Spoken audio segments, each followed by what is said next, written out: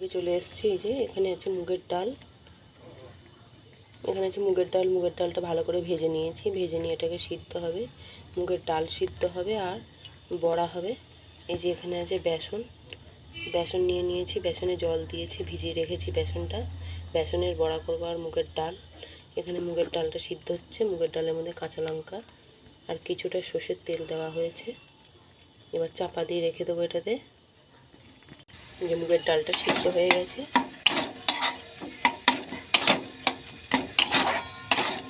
এবার অল্প জল দেবো আর লবণ দেবো।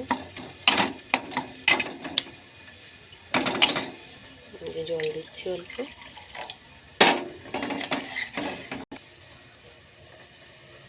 কাঁচা তেল দিচ্ছি,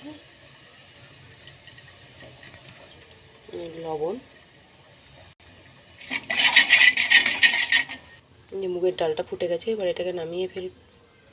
মুগের ডালটা হয়ে গেছে, নামিয়ে ফেলেছি এটাকে। সিদ্ধ মুগের ডাল সিদ্ধ।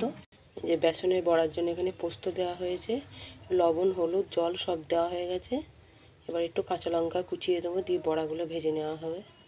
এবার বড়াগুলো ভেজে নেবো। এই যে তেলটা গরম হয়ে গেছে, বড়াগুলো ভাজা হচ্ছে এখানে, আর একটু ভাজা হবে, দিয়ে তুলে নেবো।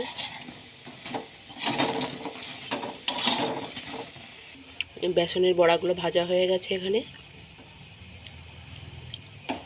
আজকে হয়েছে মুগের ডাল সিদ্ধ আর বেসনের বড়া।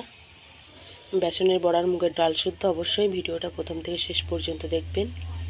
কেমন হয়েছে অবশ্যই জানাবেন। ভালো লাগলে একটা লাইক করবেন, আশা করি ভালো লাগবে। শনিবার নিরামিষ, মুগের ডাল সিদ্ধ আর বেসনের বড়া এগুলোই হয়েছে। আজকের রেসিপি এখানেই শেষ করছি। পরের দিন আবার অন্য একটা সুন্দর রেসিপি নিয়ে চলে আসবো।